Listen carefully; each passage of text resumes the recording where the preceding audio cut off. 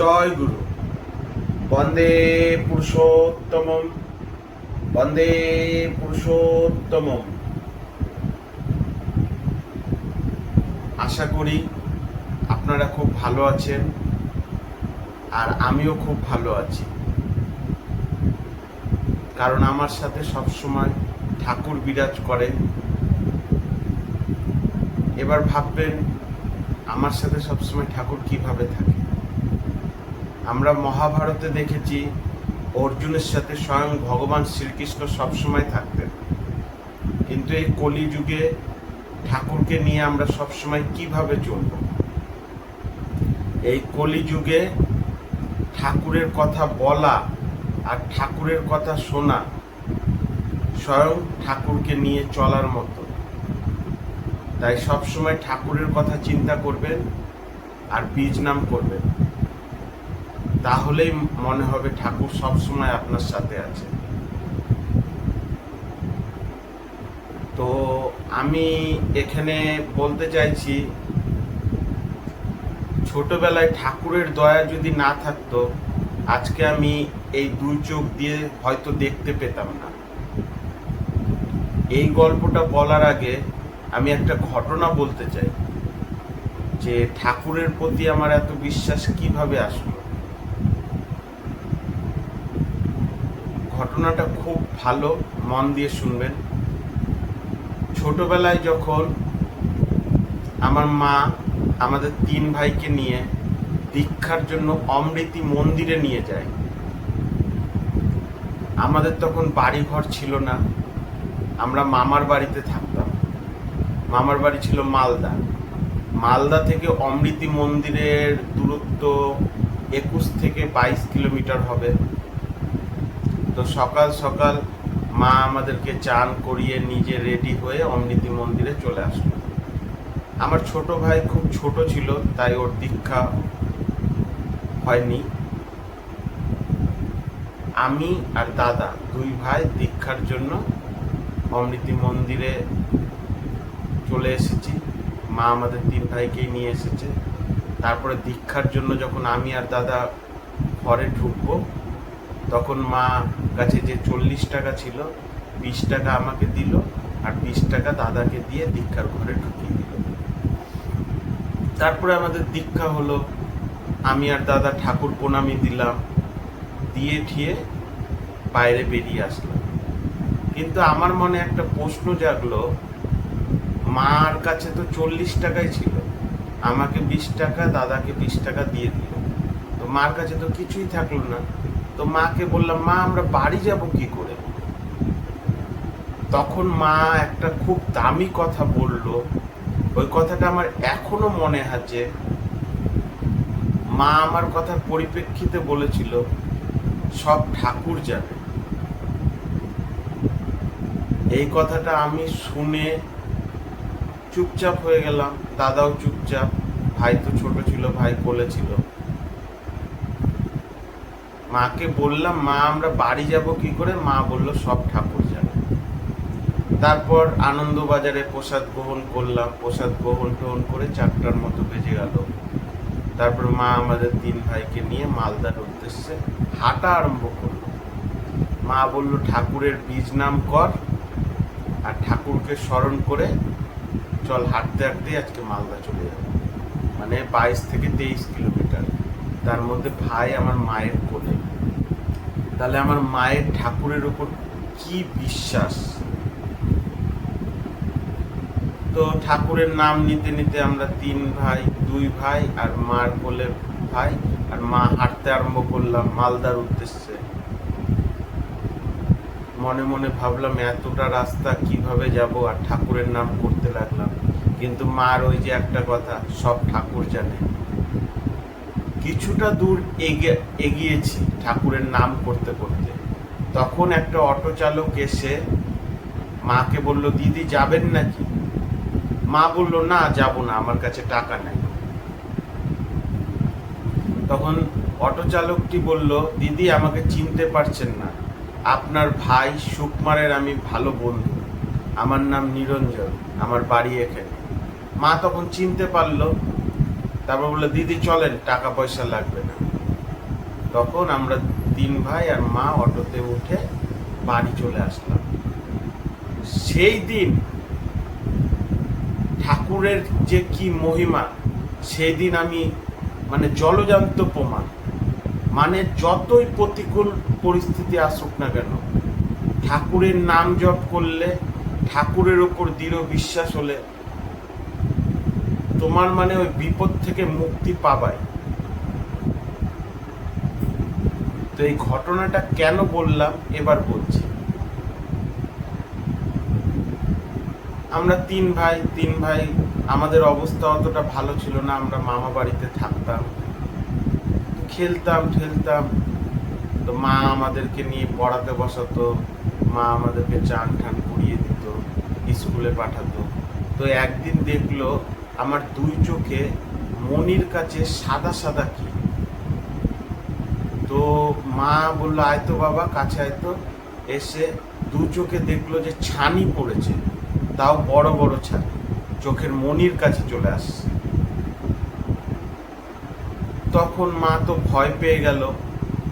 তারপরের দিনই মা ডাক্তারের কাছে গেল। কোনো ডাক্তার বলছে চোখ ঠিক হবে না, কোনো ডাক্তার আবার ঘুমের ওষুধ দিয়ে দিল, কোনো ডাক্তার ভিটামিনের ওষুধ দিয়ে দিল। তো এইভাবে করতে করতে একটা বড় ডাক্তারের কাছে গেলাম। বড় ডাক্তারটা আমার চোখ দেখে বলল ইমিডিয়েট এর অপারেশন করতে হবে, 4 মাসের মাথায় 2টা চোখেরই অপারেশন করতে হবে। অপারেশন সাকসেস যদি হয় চোখে দেখতে পাবে, আর অপারেশন যদি কোনো কারণে ফেল হয় তো 2 চোখে আর দেখতে পাবে। আপনাদের কাছে সই স্বাক্ষর নিয়েই অপারেশন করা হবে। এতে মা তো খুব ভয় পেয়ে গেল। মা তো ডাক্তারের সামনে চোখ দিয়ে জল বেরাতে লেগে গেল। তো ডাক্তারের প্রেসক্রিপশনে সব নেওয়া হয়ে গেল। বলল 3 মাসের মাথায় এসে একবার 2টো চোখের টেস্ট হবে। কিছু টেস্ট হওয়ার পর 4 মাসের মাথায় চোখের অপারেশন হবে। তো মা বাড়িতে আসলো, বাবাকে বলল। বাবা একটা লোকের দোকানে কাজ করতো, সেরকম পয়সা ছিল না। বুঝতেই পারছেন আমরা মামা বাড়িতে থাকতাম।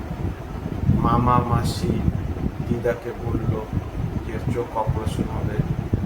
তো আমার বড় মামা বলেছিল অপারেশন করা, আমি টাকার ব্যবস্থা করছি। তো মা আমাকে বলল বাবা খুব করে নাম জপ করবি, ঠাকুরকে সবসময় স্মরণ করবি। তো মার সেই কথাটা আমার মনে পড়ে গেল, সব ঠাকুর জানে। এই বলে আমি নাম শুরু করলাম। সব সময় ঠাকুরের বীজ নাম করতাম, সব সময় ঠাকুরকে ডাকতাম, দুবেলা প্রার্থনা করতাম। মা আর বাবা ঠাকুরের গল্প বলত, দেওঘরের বিভিন্ন অলৌকিক ঘটনাগুলি বলত।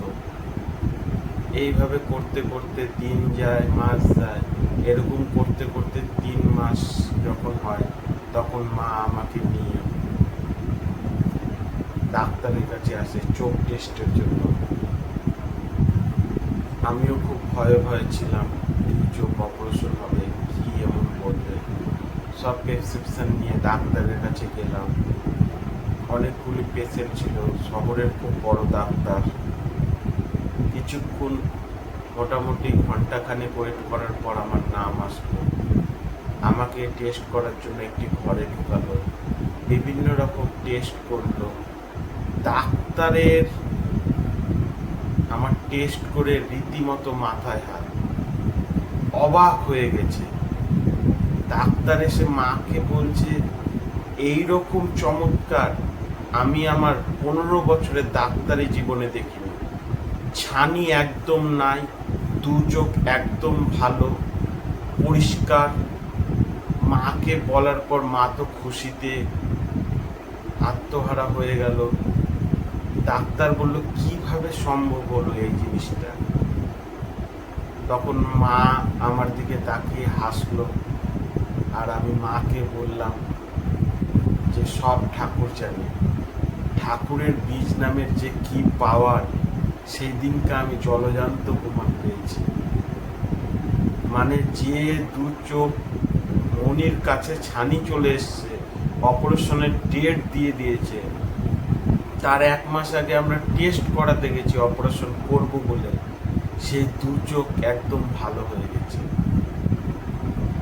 তখন আমরা বুঝতে পারলাম জীবনে যতই প্রতিকূল পরিস্থিতি আসুক না কেন, ঠাকুরের নাম জপ করলে তোমার রেহাই হবেই হবে। আগেকার দিনে অসুর আর ভগবানের মধ্যে লড়াই হতো অমৃত নিয়ে, কে অমৃত পায়। কারণ আমরা শুনেছি অমৃত খেলে নাকি অমর হয়ে যায়।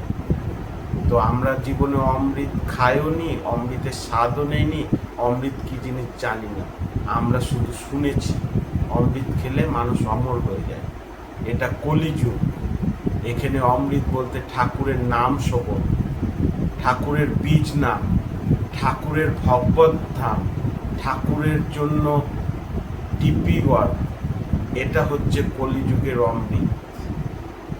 এইসব ঠাকুরের নাম শোভন, ঠাকুরের বীজ নাম, ঠাকুরের কথা শুনলে এমনি তোমার অমৃত দিয়ে স্নান হয়ে যাবে।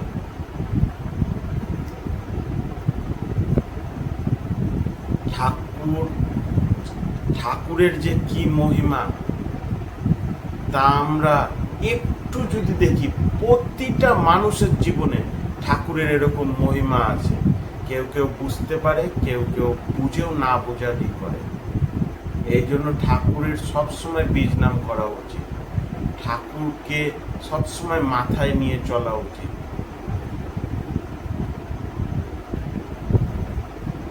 ঠাকুর ছাড়া এই পৃথিবীতে কেউ নাই।